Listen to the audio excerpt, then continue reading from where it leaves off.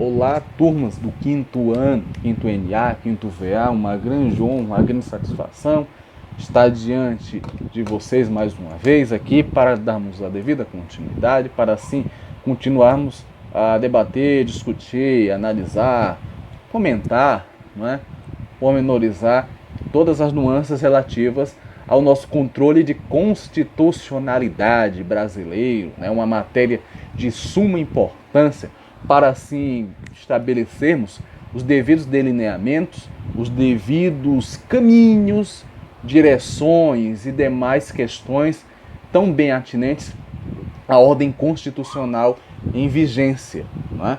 Para fins inclusive de melhor acompanharmos as mais diversas interpretações de ordem constitucional, as visões que assim são estabelecidas no campo da ordem constitucional e como as leis constitucionais são aplicadas, né? Quando falei de leis constitucionais, não somente aquilo que advém da Constituição, como também aquilo que advém da aplicação legislativa, por assim dizer, na sua produção constante, corrente de leis, de decretos, de determinados tipos de aportes de ordem fundamentada, né, dentro de um aspecto constitucional assim legitimado, né, assim verificável, certo?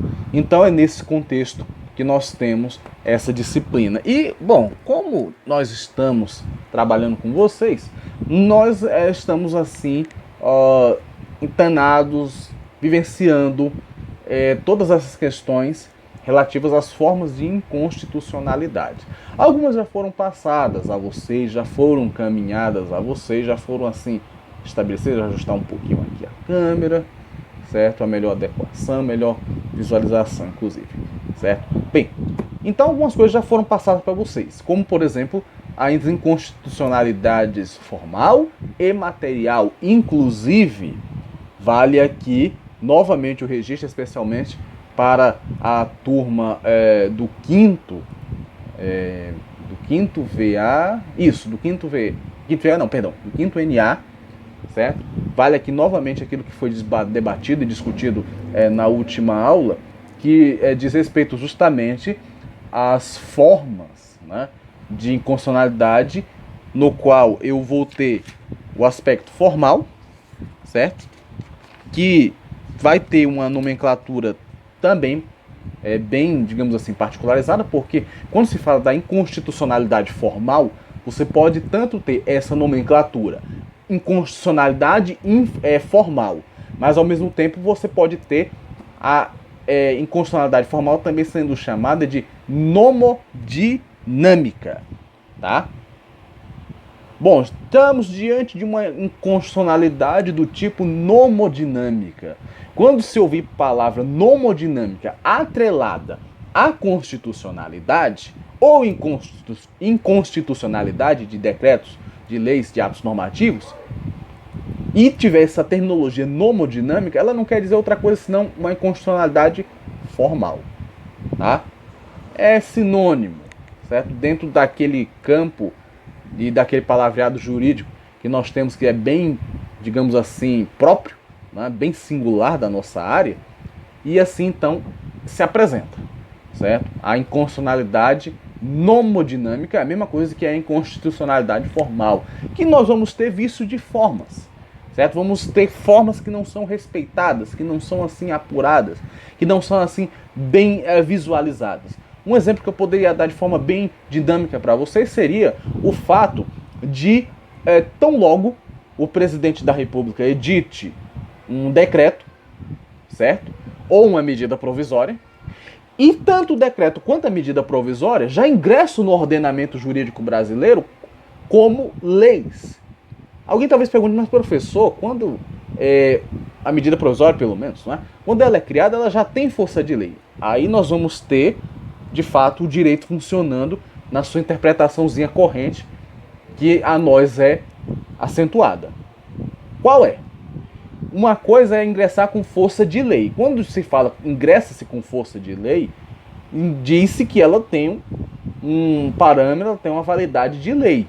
Só que diferente da lei propriamente dita, a medida provisória ela vai passar pelo crivo de uma análise do Congresso durante aí 3 meses.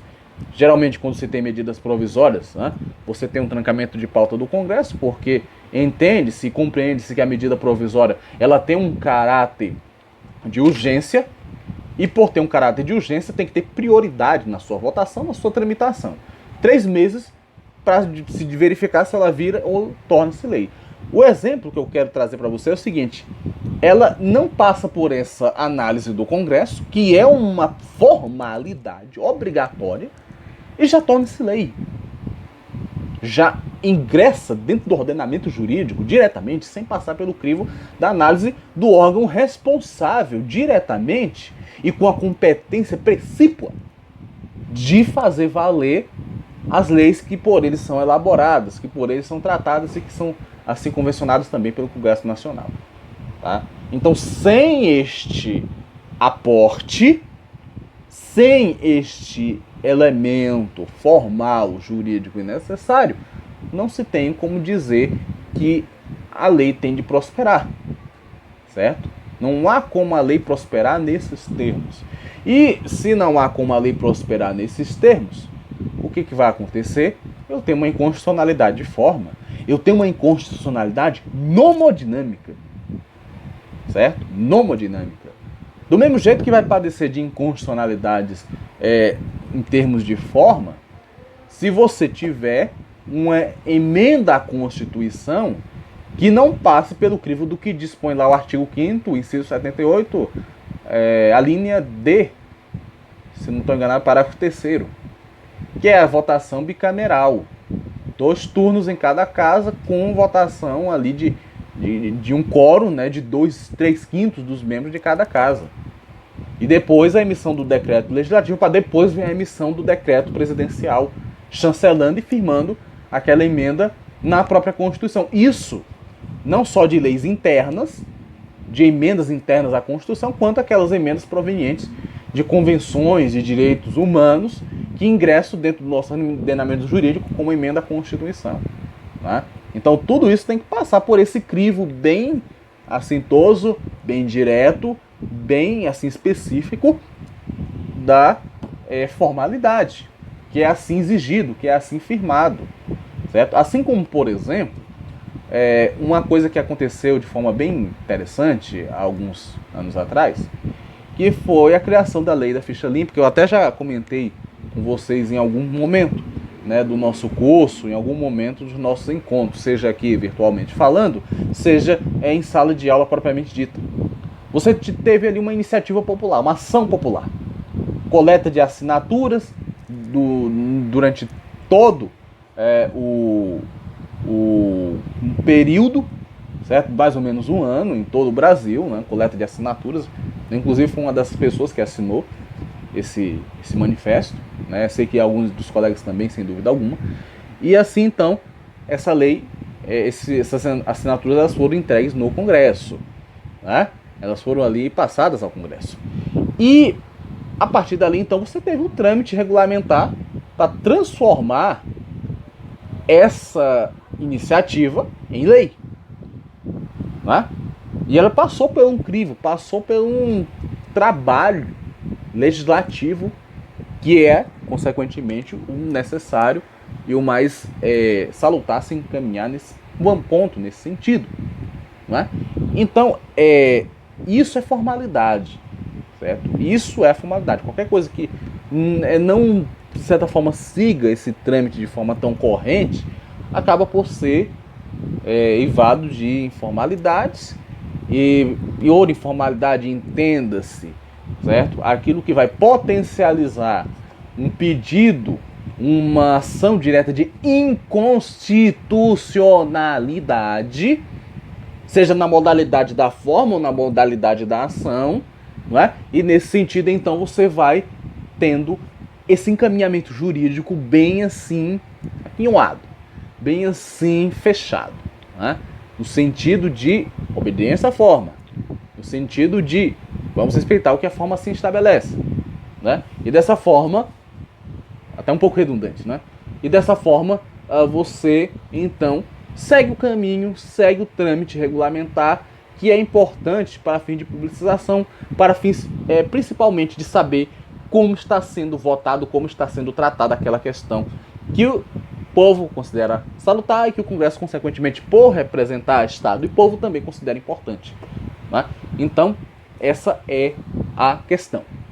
Tá? E aqui, só para contextualizar com vocês, estou usando o livro do professor Kilder Gonçalves, que é um material que eu considero muito bom para estudo de direito constitucional, inclusive para a questão de concurso, né? O nosso desembargador aqui do Tribunal de Justiça de Minas Gerais.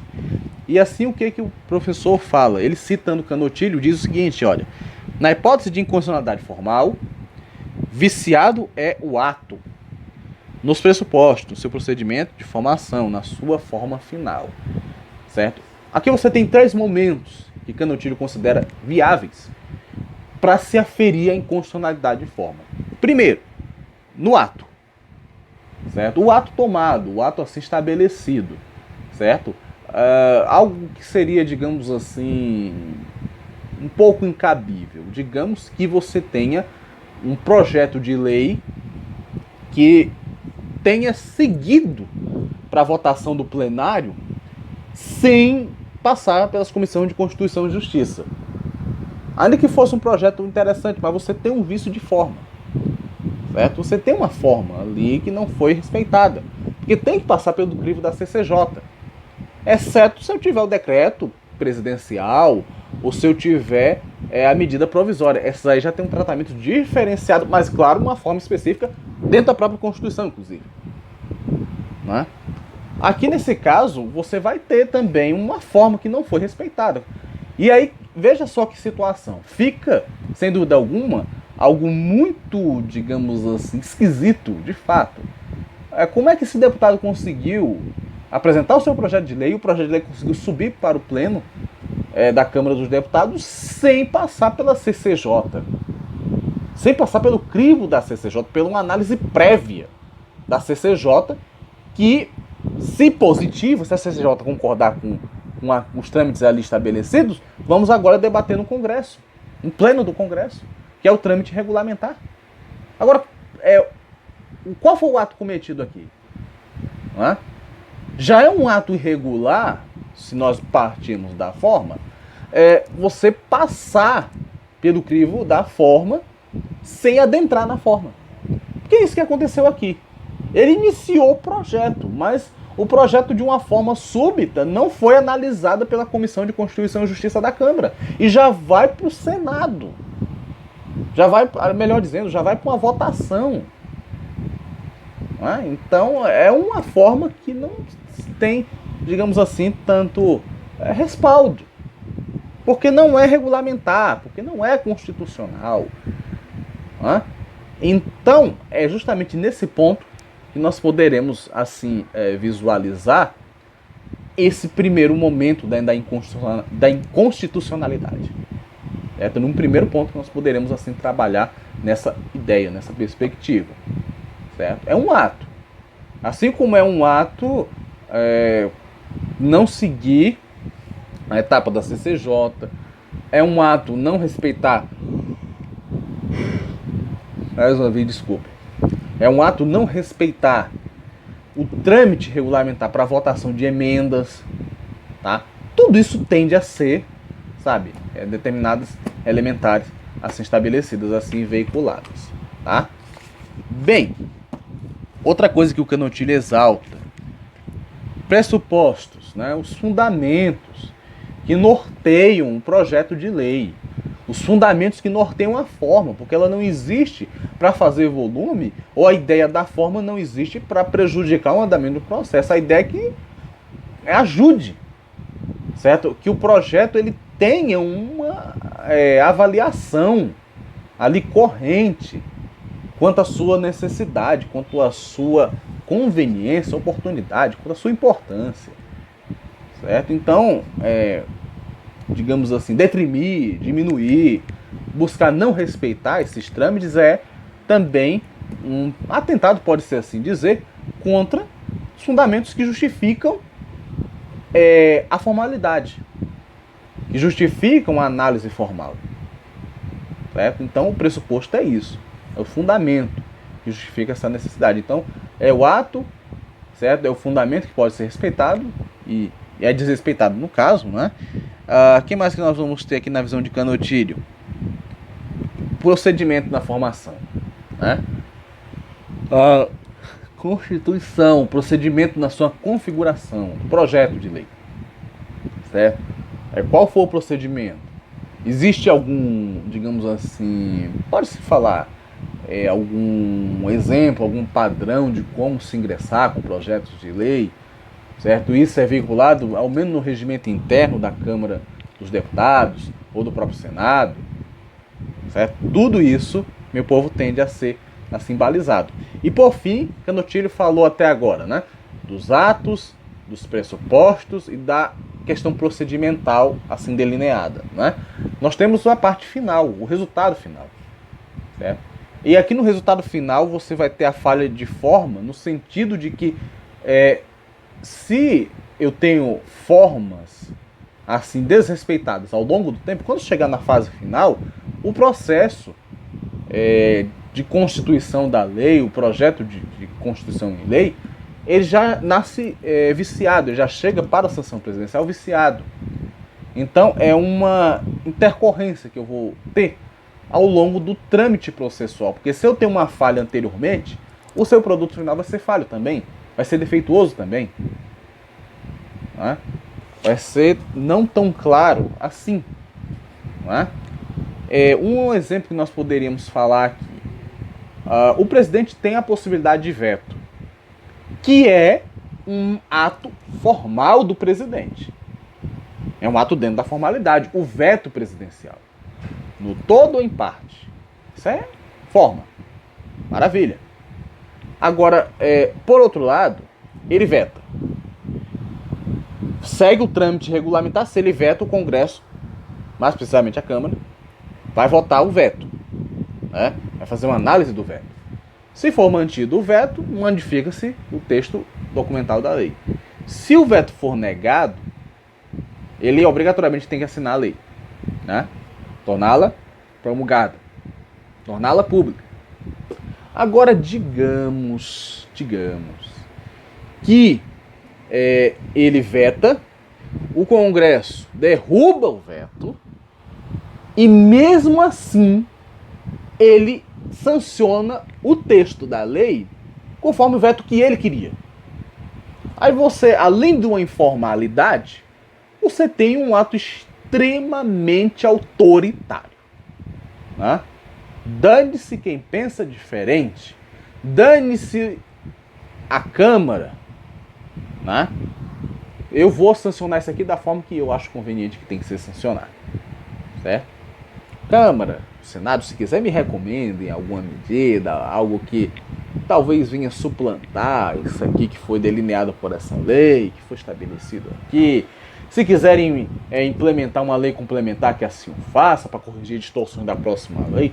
Só que, bom, se ele acha que a lei já está com distorções, ou pelo menos ela pode estar distorcida, ele já deveria ter resolvido essa questão lá atrás mesmo, certo?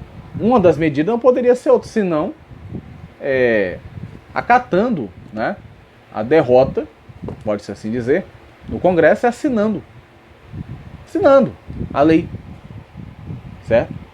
De uma forma ou de outra ele tiraria um pouco da responsabilidade de si, porque olha, eu quis fazer diferente, eles que não quiseram, mas nesse caso específico ele faz. Aí você vai ter essa inconstitucionalidade assim firmada, tá? Muito bem.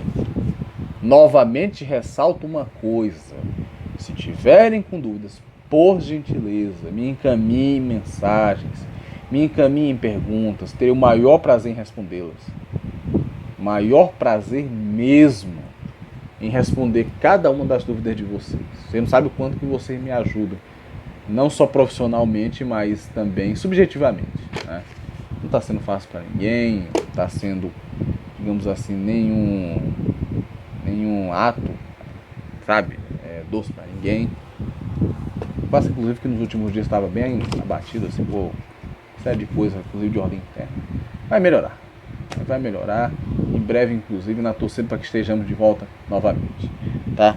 Bem, essa inconstitucionalidade nomodinâmica, ou, popularmente conhecida, a inconstitucionalidade formal.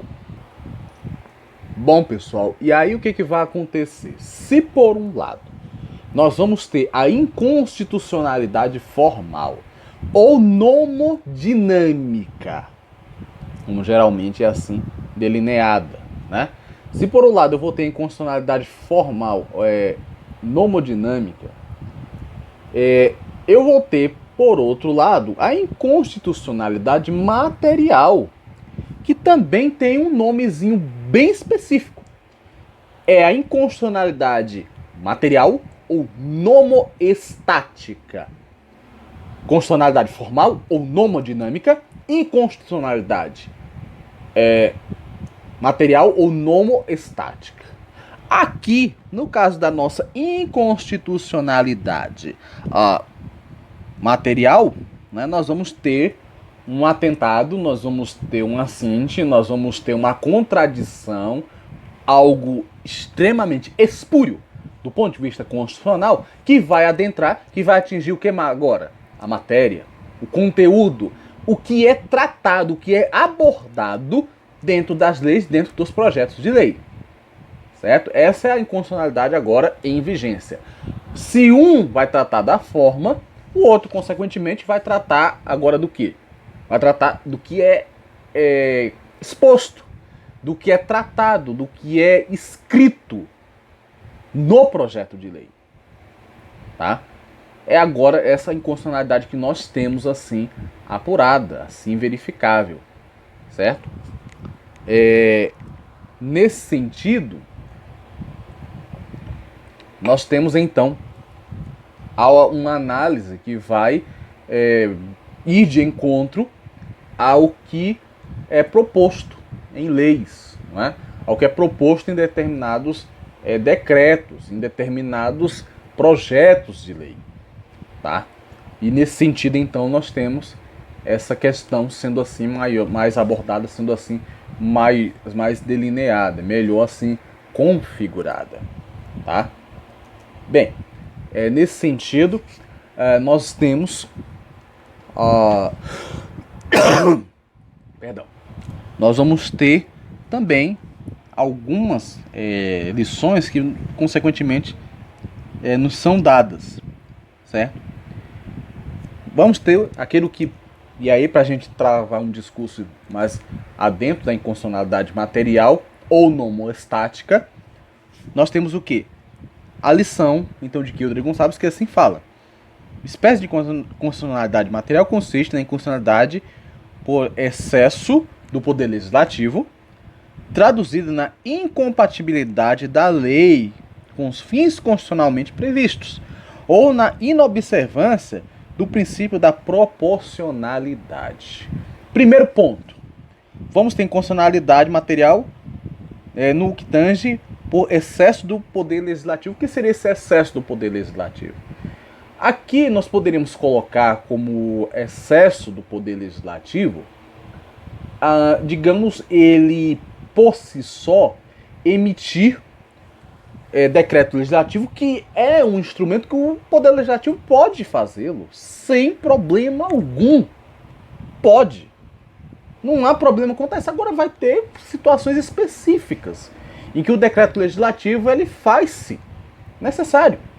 Um desses, por exemplo, tão logo ocorram as votações bicamerais de Câmara e Senado para emenda constitucional, ou para tratados e convenções de direito internacional, antes de ir para a sanção presidencial, passa-se por um decreto legislativo, firmando, a partir daquele momento, que ante a votação extensiva e ostensiva do Congresso Nacional como um todo, e aí vem Câmara e vem Senado, nesse quesito, agora então, baixa-se o decreto legislativo e vamos então encaminhar ao decreto presidencial. Aí é fato. Agora, uma coisa que aí você vai ter um vício ao mesmo tempo de forma e ao mesmo tempo de conteúdo. Digamos que esse decreto legislativo ele tenha na sua substância, no seu sentido, no seu âmago, na sua essência, matérias E a forma com a qual o decreto ele é apresentado, ele muito mais remete a um decreto que seria de competência presidencial do que mesmo do poder legislativo. Aí você tem forma em vício, porque é competência do presidente, não é da Câmara, não é do Senado, é do presidente da República. Mas arroga-se no direito de fazê-lo. E ao mesmo tempo, de conteúdo, porque é um conteúdo que versa sobre aquilo que o presidente considera urgente e necessário, de acordo com o que dispõe lá o artigo 82 da Constituição Federal, que, por exemplo, em relação à medida provisória, confere ao presidente essa oportunidade de legislar. Então você atropela a Constituição, seja do ponto de vista formal e ao mesmo tempo seja do ponto de vista material. Né? Isso é excessivo. Isso é bastante excessivo. Certo? Isso é muito excessivo. Ao passo, né, que nós teríamos talvez um vício aqui de ordem material também, se, por exemplo, digamos que algo que está parado no Congresso, a CPI do Judiciário, né, o CPI da Lava Toga, fazendo aí uma espécie de analogia com a Lava Jato. Né? Então, o que ocorre? Digamos que dessa CPI, muita coisa foi extraída, muita coisa foi investigada, foi apurada, e disso surgiu a iniciativa de uma lei orgânica do Poder Judiciário que busque, dentre outras questões, delinear melhor a forma com a qual os ministros do STF ingressam no próprio STF, ao mesmo tempo firmar de modo mais claro como vai ser o procedimento de fiscalização, de análise, de apuração de possíveis falhas, de possíveis delitos cometidos pelos ministros do Supremo Tribunal Federal. Né? E dentre essas medidas está lá uma espécie de condução coercitiva dos ministros para depor em CPI se o Congresso instale. Olha só essa hipótese. Só no campo de hipótese mesmo, não é, gente? Para nós termos uma situação nesse sentido. Condução coercitiva de ministro do STF. Imagina o desgaste institucional que isso causaria. Só pelo projeto de lei ser estabelecido. Só pelo projeto de lei. Sem aprovação, sem nada, mas só em pensar nisso. Atualmente nós tivemos uma situação que está, de certa forma, causando um certo imbróglio, um certo conflito bem assintoso na força militar. Porque nós temos esse inquérito que está apurando uma possível intervenção do presidente da República na Polícia Federal e alguns militares, inclusive, que estão ocupando cargos de ministérios e secretarias dentro do governo, estão convocados para prestar depoimento. E Celso de Mello usou ali uma terminologia que até existe lá no Código de Processo Penal Militar, alguma coisa nesse sentido, que é conduzir a pessoa sob varas, né, embaixo de varas. Tem uma conotação bem histórica, né, por trás dessa terminologia, que aí caberia uma análise, né, mais aprofundada, mas isso por si só já causou estranheza, né, porque a interpretação que se faz é sobre paus, pedras que eles vão ser trazidos, mesmo que não queiram. Você falar isso com militares, né? Nós já temos uma configuração nesse sentido. Imagina se você tiver uma situação como essa, de uma condução coercitiva, né, de ministros. O que pode ser feito é um convite. Isso é factível. E detalhe, convite pressupõe que ele não está obrigado a participar. Dá-se a liberdade da pessoa que não está sendo investigada, isso é bom que se diga, certo? De comparecer ou não comparecer. Fato. Né?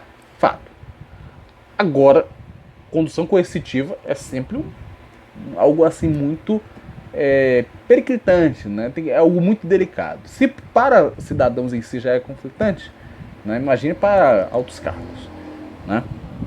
Então isso seria uma questão de conteúdo que versaria sobre, inclusive, o trâmite regulamentar e a tratativa dos cargos, né? Seria algo excessivo também, certo? Você modificar a lei tornando ela algo extremamente coercitivo, né?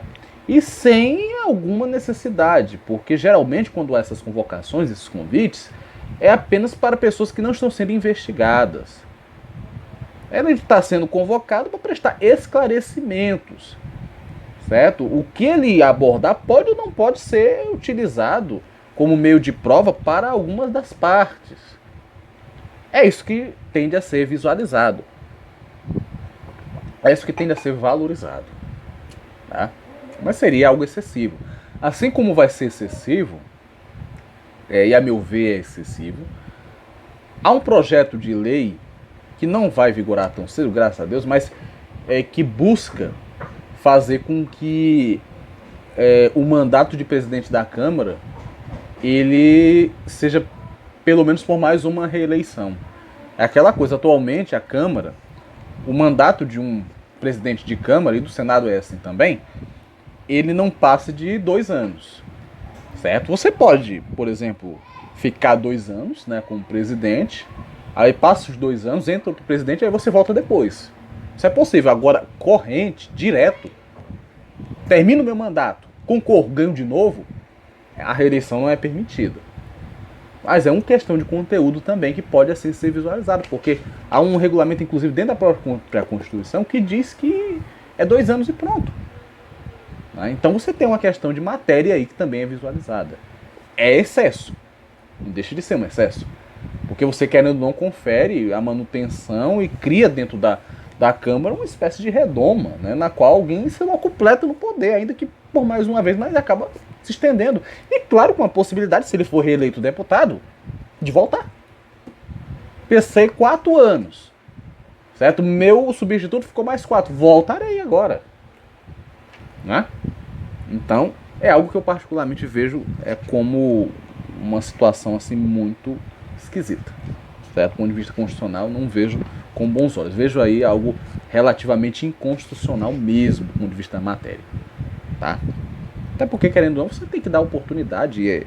E o fato, né, de se ter uma ausência de reeleição é dar oportunidade para outras pessoas que queiram mostrar trabalho, queiram mostrar serviço, queiram apresentar algo de inovador de novo, estando na presidência. Então, tudo isso tende a ser assim estabelecido, visualizado. Né? Muito bem. Então, o que mais nós vamos assim constatar? Né? Eu vou ter, traduzindo a incompatibilidade da lei com os fins constitucionalmente previstos. Incompatibilidade da lei com os fins constitucionalmente previstos. É quando o projeto de lei não se encaixa de maneira alguma no que a Constituição determina. Aí um exemplo clássico disso. Nós temos o artigo 5º, inciso 42, né, da Constituição Federal, que estabelece ausências necessárias de determinadas prisões. Ou seja, não vamos ter prisões de morte, de caráter perpétuo, de trabalho forçado, certo? Que seria o campo de concentração, por exemplo. Essas prisões não vão existir. A única exceção que eu vou ter é do artigo 84, inciso 9, que fala da questão de o Brasil estar em guerra e alguém trair a nação brasileira e, né, ser executado sumariamente por traição, certo? E nesse caso, a inconstitucionalidade aqui, né, por incompatibilidade, seria latente no sentido de se ampliar, por exemplo, o leque de possibilidade de pena de morte. Olha, além do artigo 84, inciso 9, vamos criar o artigo 85, inciso 5º, que vai lá promover a morte para as pessoas que quebrarem a quarentena, quebrarem o isolamento social. Bem que não é quarentena, é isolamento social. Quebrar o isolamento social e não usar máscara. É radical do radical do radical. Certo? ainda que ocorra uma intenção aqui, né, de prevenção, mas se, enquanto legislador, enquanto governante, você propõe isso, você atenta contra um direito, uma garantia fundamental, que é não ter esse tipo de prisão, não ter esse tipo de pena. Então é atentatória à Constituição. Há uma incompatibilidade, porque o projeto de lei não é compatível com o que a Constituição assim determina. Né? Assim como seria, digamos assim, inconstitucional se tivéssemos uma possibilidade, nesse momento de isolamento, pandemia e tudo mais, se tivéssemos uma possibilidade de, olha, vamos suspender o direito ao voto, certo? Pelo tempo que perdurar a necessidade das medidas governamentais de isolamento social. É inconstitucional também. O direito ao voto não pode ser suspenso. Você tem que ter o direito ao voto. O que pode acontecer é uma postergação desse direito, certo? Dado o fato de a pandemia estar ainda crescente. Isso é possível. Agora, suspender como se o cidadão não tivesse mais aquele direito, aí já não pode.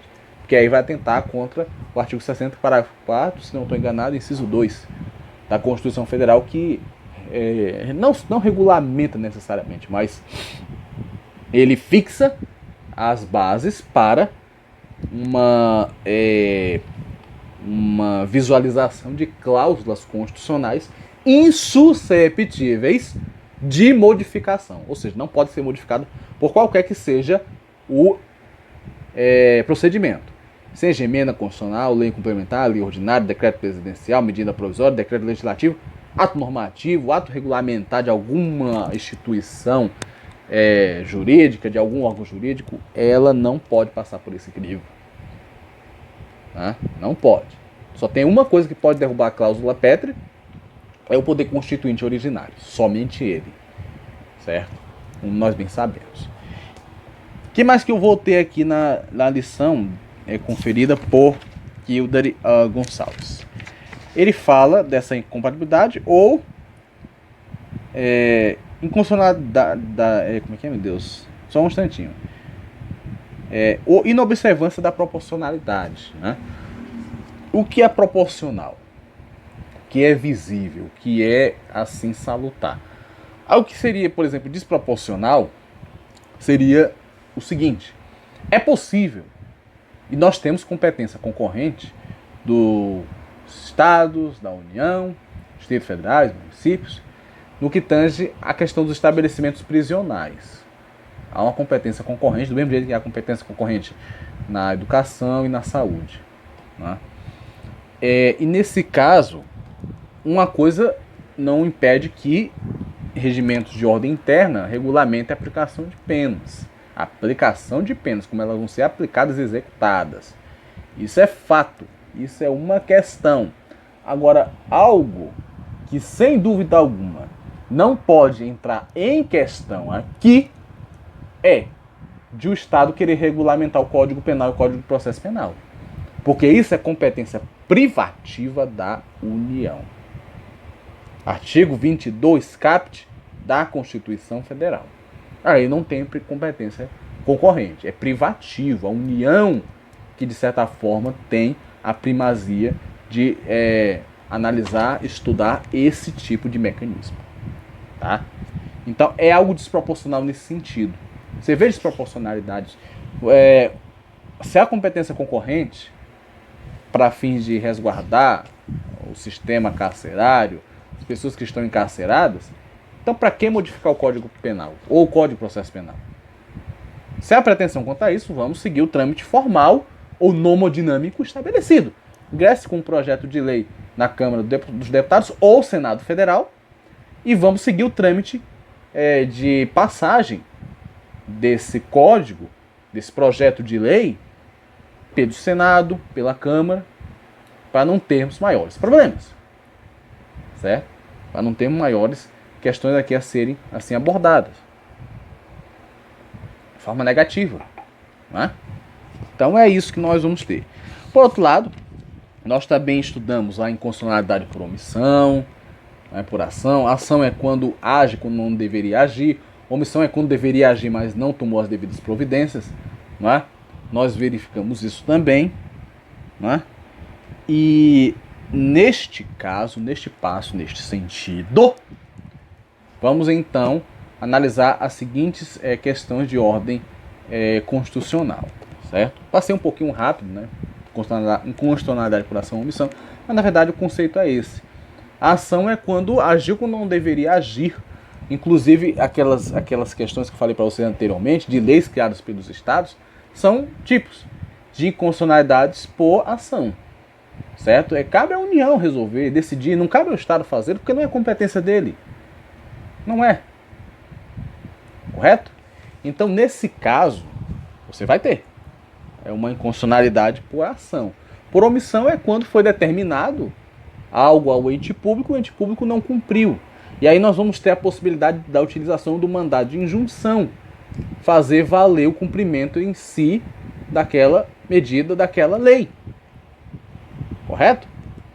Então, é nesse ponto que nós vamos ter, tá? Que nós vamos assim estabelecer esses elementos. Beleza? Muito bem, então vamos à nossa primeira inconstitucionalidade aqui a ser abordada. Não é algo tão complicado de se entender, de se compreender. Trata-se da chamada inconstitucionalidade originária. Veja que nós vimos lá atrás ação, omissão, permuta, inocência. Inocência não, meu Deus do céu. Nós vimos... Uf, Maria. Acabei pensando, voando alto aqui em outra coisa. Material, formal, ou nomodinâmica e nomostática, né? Nesse sentido, então, vimos a inconstitucionalidade por ação ou omissão também. E agora vamos à inconstitucionalidade originária. Tá? Constitucionalidade chamada de começo, né, consequentemente, desses atos todos assim apresentados.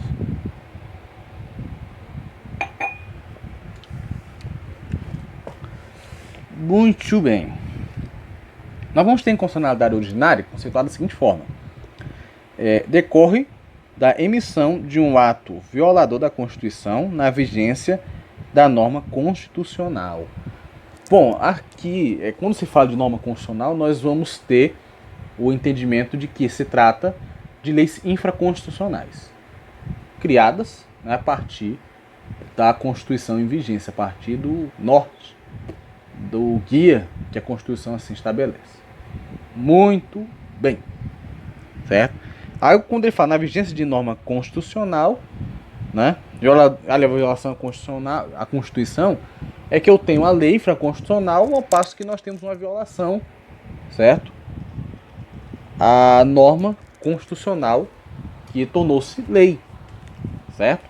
Você vai ter, consequentemente, uma falha, né, gradativa, aqui muito bem estabelecida, muito bem assim vinculada, de aspectos e de situações nas quais você vai ter uma violação direta a preceito de ordem jurídico e fundamental.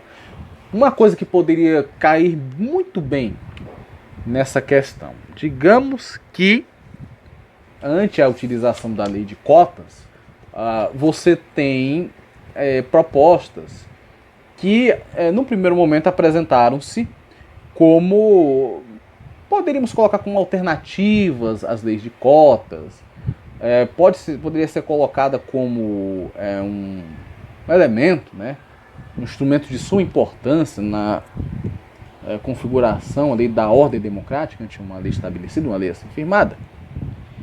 E você tem uma violação à lei de cotas quando, por algum motivo, pessoas são impedidas de entrar em determinadas universidades, seja por causa do vestido, seja por causa do cabelo, seja por causa da cor. Né? Você vai ter essa conjuntura assim, verificável, assim, estabelecida. Certo? Viola-se norma constitucional, na vigência de uma Constituição respectiva. Certo?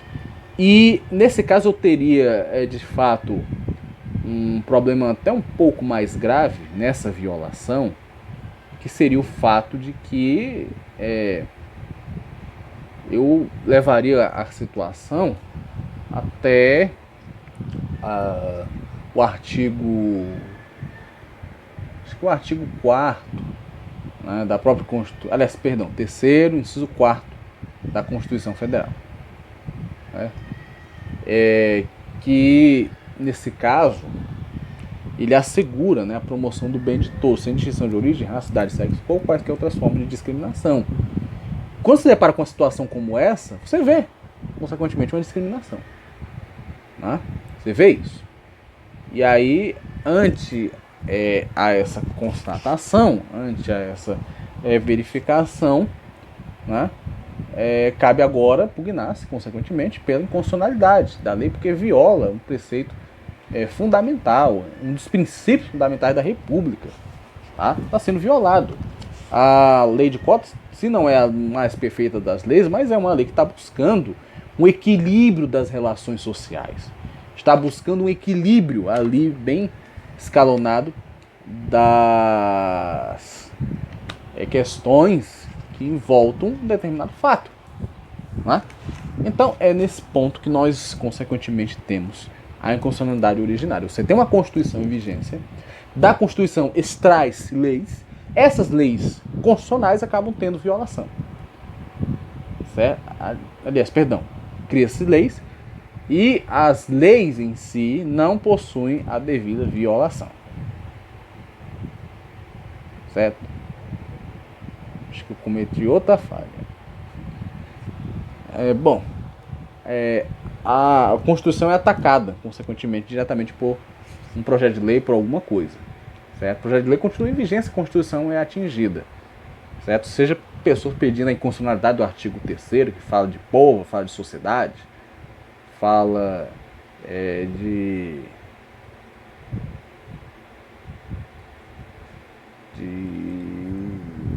deu um probleminha agora. Mas seria fundamentalmente uma análise, uma apuração daquilo que é contrariado, né, dentro da Constituição, certo? Você tem aí um desrespeito a uma garantia fundamental, a um preceito de ordem fundamental, né? Então, como solucionar isso? Como visualizar isso, né? Então, é dessa forma que temos a Constituição assim apregoada. Bom, pessoal, eu poderia até fazer uma nova leitura agora com vocês, mas nós vamos falar na próxima aula da inconstitucionalidade superveniente. Eu vou encaminhar outro vídeo nesse sentido, tá? Para vocês terem essa noção, certo? Assim eu farei, beleza? Porque essa inconstitucionalidade aqui, até comentando com o pessoal do 5º NA, ela é muito interessante, sempre aparece, seja em concurso, seja em prova da OAB, ou sempre você vai se ver deparando-se um pouco com essa inconstitucionalidade aqui. A originária é importante, como você viu, em termos de conceito, mas a superveniente, ela tem um arcabouço jurídico, digamos assim, mais, né, vultoso. Nesse sentido, eu vou deixar para fazer a videoaula desse conteúdo específico na próxima aula, tá? Para vocês aprenderem direitinho, sem maiores problemas, sem maiores questões, dessa forma seguirem caminho no curso, tá? Um grande abraço a todos, uma excelente semana, que Deus abençoe grandiosamente, cuidem-se, certo? Rezemos para quem tem fé, para quem não tem fé, vamos trabalhar, né? Para assim essa questão toda passar batido, né?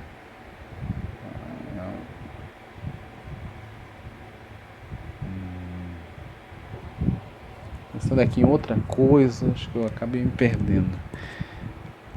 Não, na verdade não era importante não, era só para dizer mesmo que isso aqui vai ser sempre cobrado e talvez tenhamos a cobrança disso em alguma avaliação que fizermos, tá?